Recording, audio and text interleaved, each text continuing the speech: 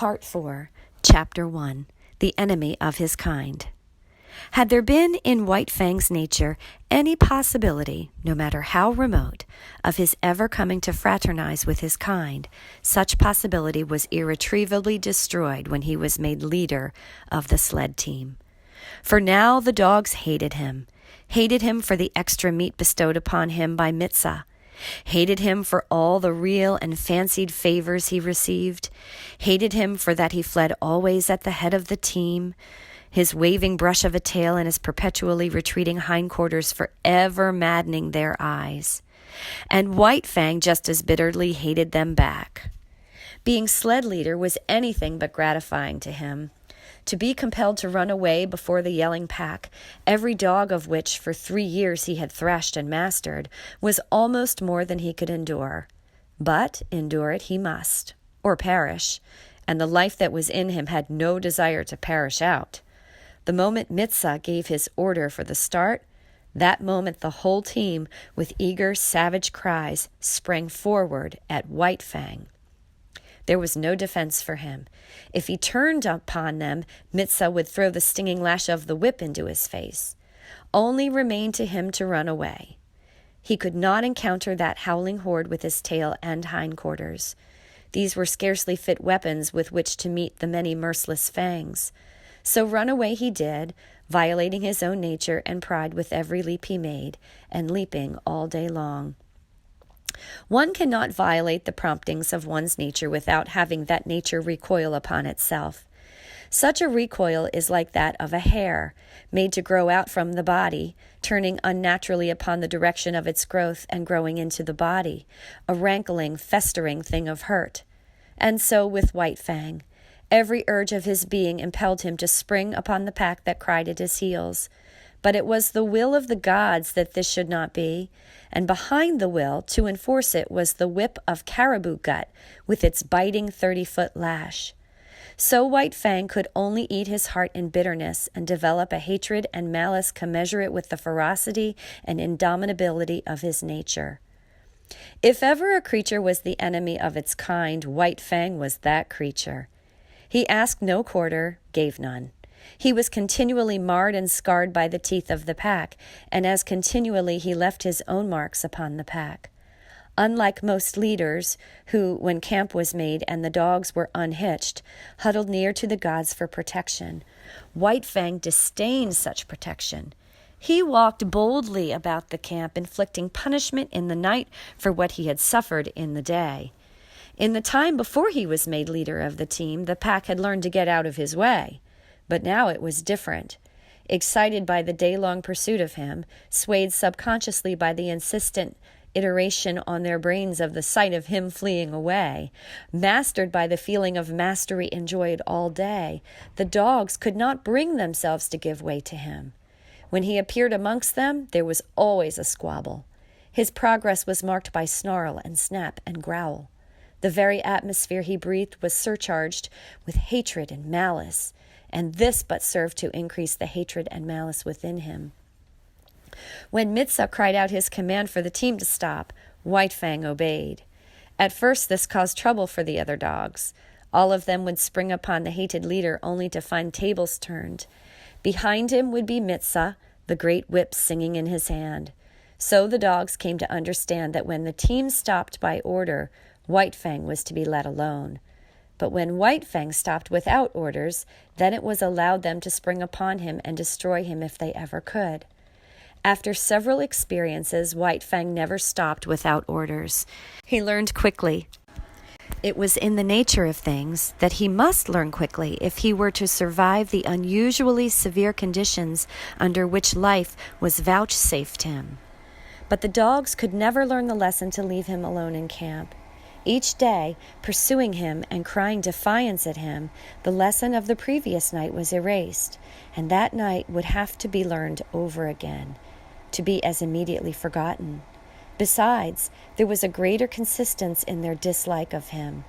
They sensed between themselves and him a difference of kind, cause sufficient in itself for hostility.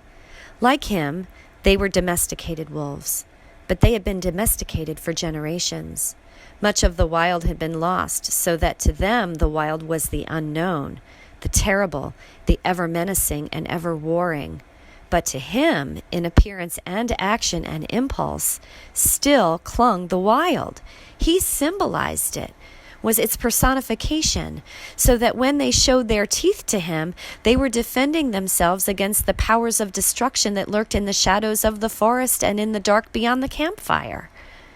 But there was one lesson the dogs did learn, and that was to keep together. White Fang was too terrible for any of them to face single-handed. They met him with the mass formation. Otherwise, he would have killed them one by one in a night. As it was, he never had a chance to kill them. He might roll a dog off its feet, but the pack would be upon him before he could follow up and deliver the deadly throat stroke. At the first hint of conflict, the whole team drew together and faced him. The dogs had quarrels among themselves, but these were forgotten when trouble was brewing with White Fang. On the other hand, try as they would, they could not kill White Fang. He was too quick for them, too formidable, too wise. He avoided tight places and always backed out of it when they bade fair to surround him. While, as for getting him off his feet, there was no dog among them capable of doing the trick. His feet clung to the earth with the same tenacity that he clung to life. For that matter, life and footing were synonymous in this unending warfare with the pack, and none knew it better than White Fang. So he became the enemy of his kind, domesticated wolves that they were, softened by the fires of man, weakened in the sheltering shadow of man's strength. White Fang was bitter and implacable. The clay of him was so molded. He declared a vendetta against all dogs. And so terribly did he live this vendetta that Gray Beaver, fierce savage himself, could not but marvel at White Fang's ferocity. Never, he swore, had there been the like of this animal, and the Indians in strange villages swore likewise that they considered the tale of his killings amongst their dogs. When White Fang was nearly 5 years old, Gray Beaver took him on another great journey, and long remembered was the havoc he worked amongst the dogs of the many villages along the Mackenzie, across the Rockies, and down the Porcupine to the Yukon. He reveled in the vengeance he wreaked upon his kind. They were ordinary, unsuspecting dogs. They were not prepared for his swiftness and directness, for his attack without warning. They did not know him for what he was, a lightning flash of slaughter. They bristled up to him, stiff-legged and challenging, while he, wasting no time on elaborate preliminaries, snapping into action like a steel spring, was at their throats and destroying them before they knew what was happening and while they were yet in the throes of surprise. He became an adept at fighting. He economized. He never wasted his strength, never tussled. He was in too quickly for that, and if he missed, was out again too quickly. The dislike of the wolf for close quarters was his to an unusual degree. He could not endure a prolonged contact with another body. It smacked of danger. It made him frantic. He must be away, free, on his own legs, touching no living thing. It was the wild still clinging to him, asserting itself through him. This feeling had been accentuated by the Ishmaelite life he had led from his puppyhood. Danger lurked in contacts. It was the trap, ever the trap, the fear of it lurking deep in the life of him woven into the fiber of him. In consequence, the strange dogs he encountered had no chance against him. He eluded their fangs. He got them or got away, himself untouched in either event. In the natural course of things, there were exceptions to this. There were times when several dogs, pitching on to him, punished him before he could get away, and there were times when a single dog scored deeply on him. But these were accidents. In the main, so efficient a fighter had he become, he went his way unscathed. Another advantage he possessed was that of correctly judging time and distance. Not that he did this consciously, however. He did not calculate such things. It was all automatic. His eyes saw correctly, and the nerves carried the vision correctly to his brain. The parts of him were better adjusted than those of the average dog. They worked together more smoothly and steadily. His was a better, far better, nervous, mental, and muscular coordination.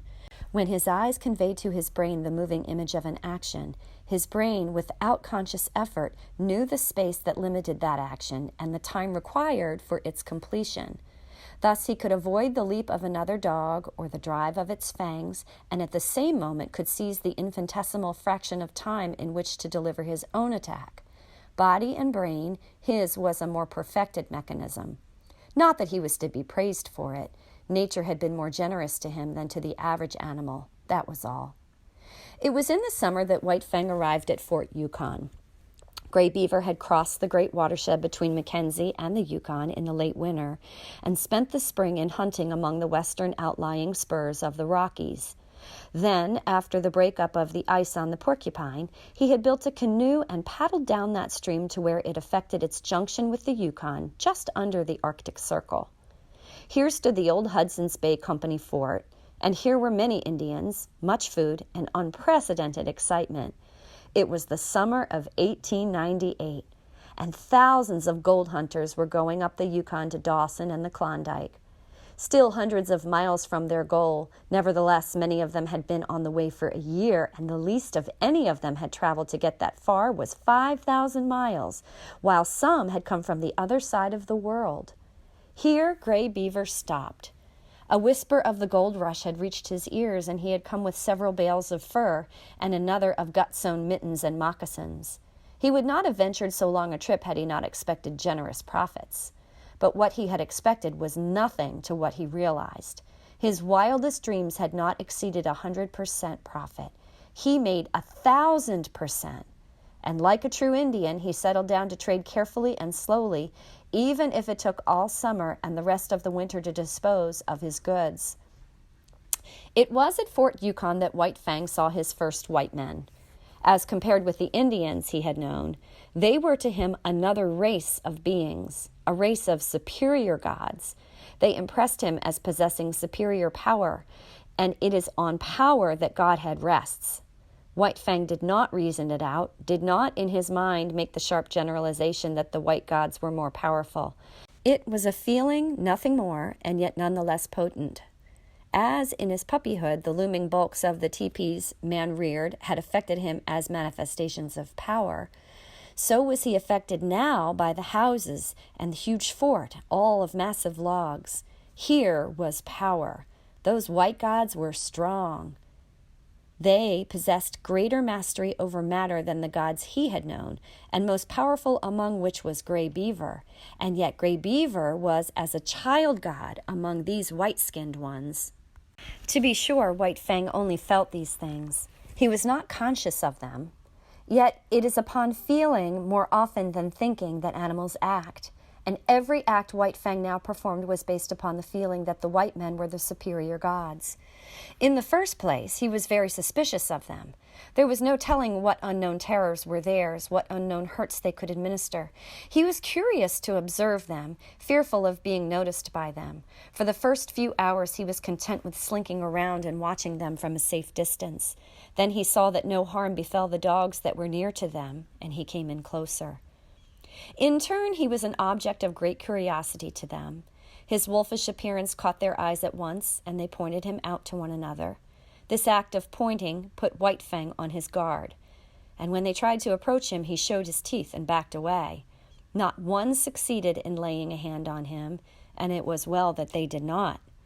White Fang soon learned that very few of these gods, not more than a dozen, lived at this place. Every 2 or 3 days, a steamer, another and colossal manifestation of power, came into the bank and stopped for several hours. The white men came from off these steamers and went away on them again.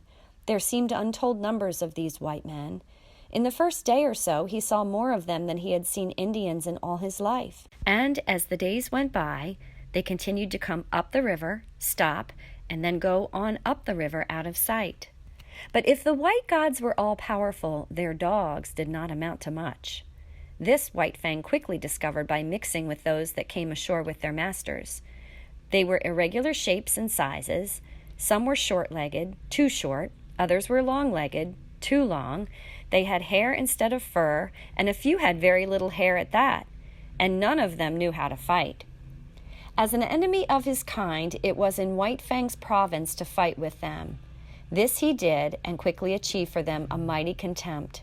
They were soft and helpless, made much noise, and floundered around clumsily, trying to accomplish by main strength what he accomplished by dexterity and cunning. They rushed, bellowing at him.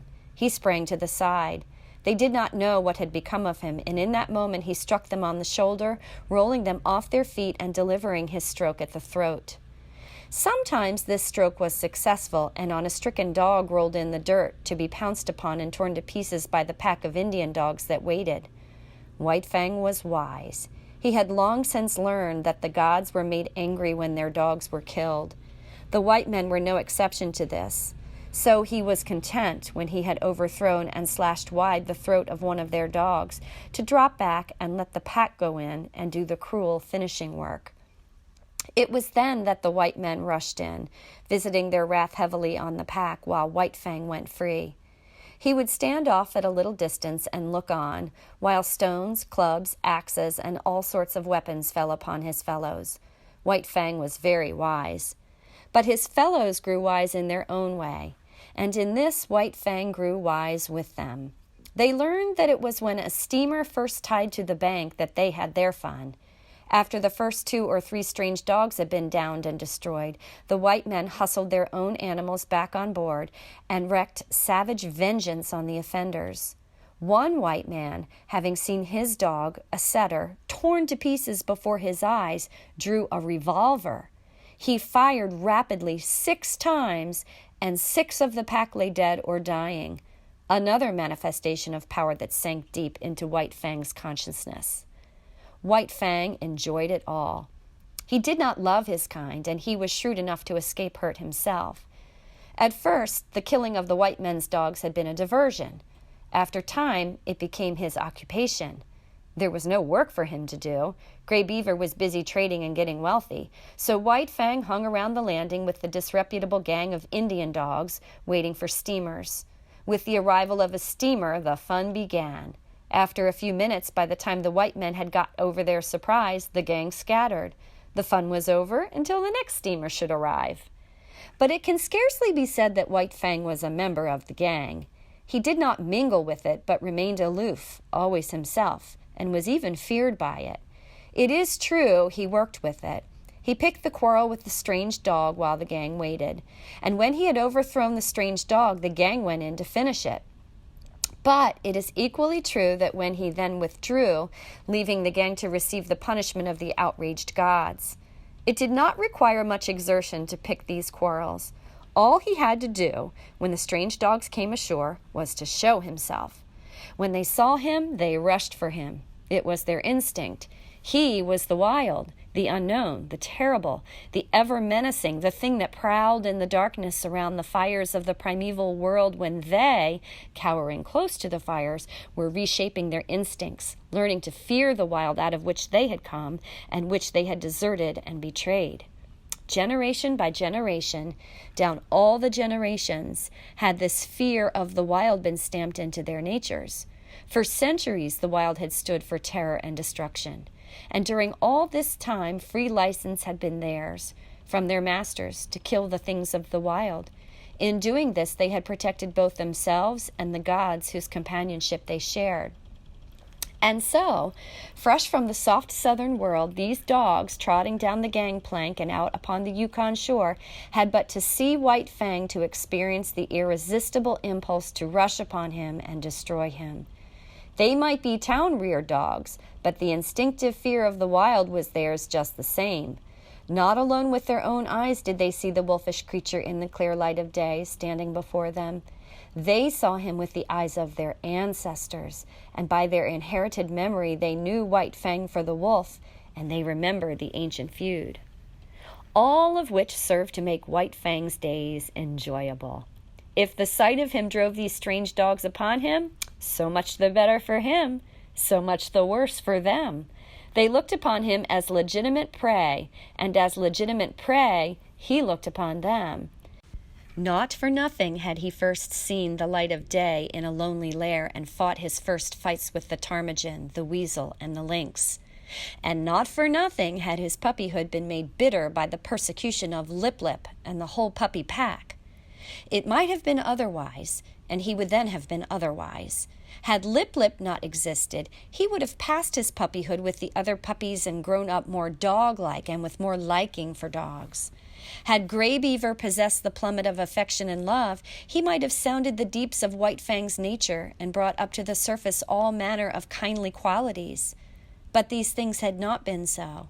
The clay of White Fang had been molded until he became what he was, morose and lonely, unloving and ferocious, the enemy of all his kind.